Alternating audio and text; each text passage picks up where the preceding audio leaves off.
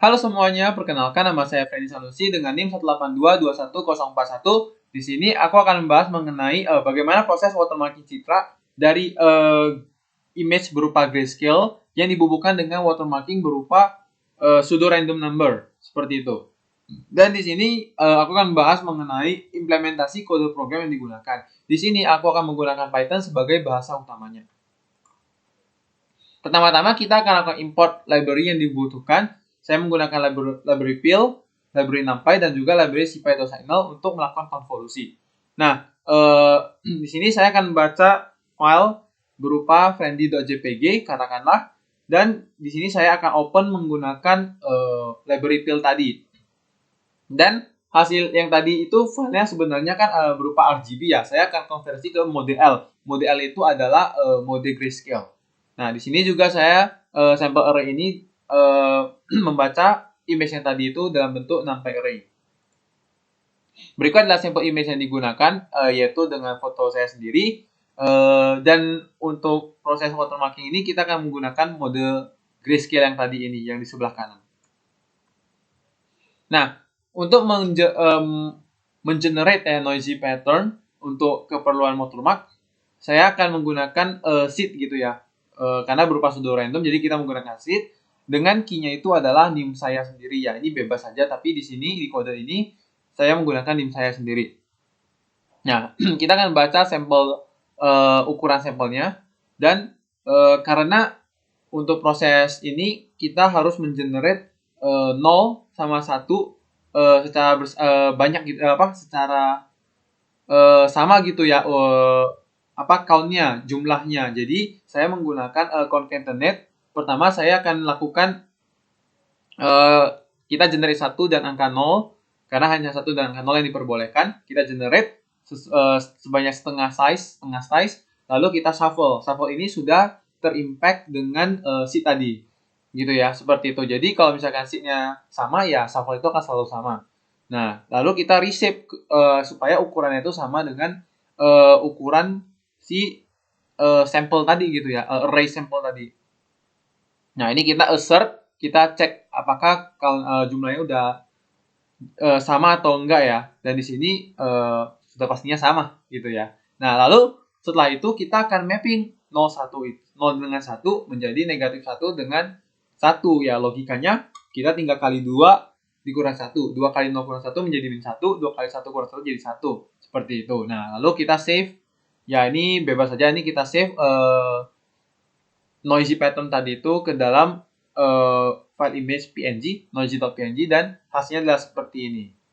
Ini adalah noisy image yang diperoleh. Nah, lalu kita akan melakukan embed noisy ini ke sampel image yang tadi. Kita akan masukkan, kita akan bubuhkan watermark dengan ya skala faktornya itu bebas saja, mau berapa, ini misalkan aja 2,77 gitu ya.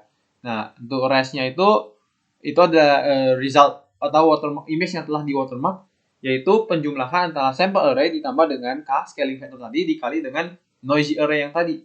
Nah, lalu kita jangan lupa untuk clip result tadi, karena kan penjumlahan itu bisa aja melebihi 255 gitu ya. Jadi kita akan ambil saja elemen-elemen yang berasal dari yang value-nya itu 0 hingga 255, karena ya warna itu sampai 255 saja. Nah, lalu kita save ke dalam mode grayscale tentunya. Kita akan save menjadi result.png.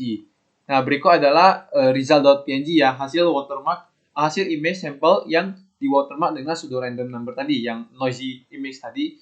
Nah, ini dengan K sekian 2,77 diperoleh gambar seperti ini. Jadi ini kelihatan noisy-nya itu hampir tidak kelihatan gitu ya. Bahkan tidak kelihatan. Ini kalau dengan mata sendiri kita melihat ini adalah gambar yang asli gitu ya, gambar yang biasa-biasa saja. Nah, saya juga mencoba kalau misalkan kayak 100 hasilnya adalah seperti ini.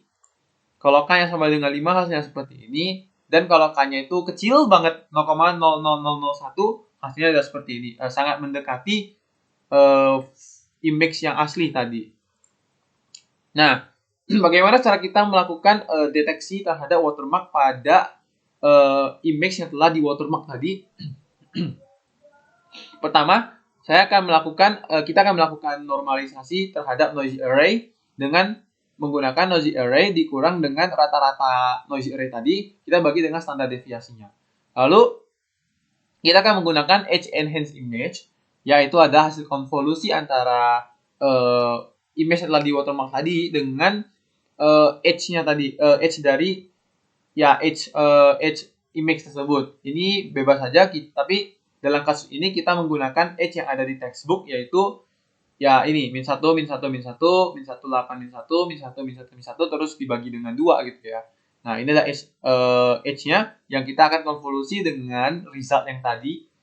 Lalu kita lakukan normalisasi biar skalanya sama dengan noisy array yang telah dinormalisasi. Lalu kita akan mencari correlation-nya dengan menggunakan persamaan yang ada di textbook, yaitu yang 1/n sama dengan 1/n dikali sigma dari IW XY dikali dengan WXY ya. Kalau IW itu kan image yang telah di watermark. Kalau W itu adalah noisy pattern-nya. Dalam hal ini ya sebetulnya 1/n kali sigma itu kan sama dengan rata-rata. Jadi kita tinggal mencari rata-rata menggunakan numpy.min.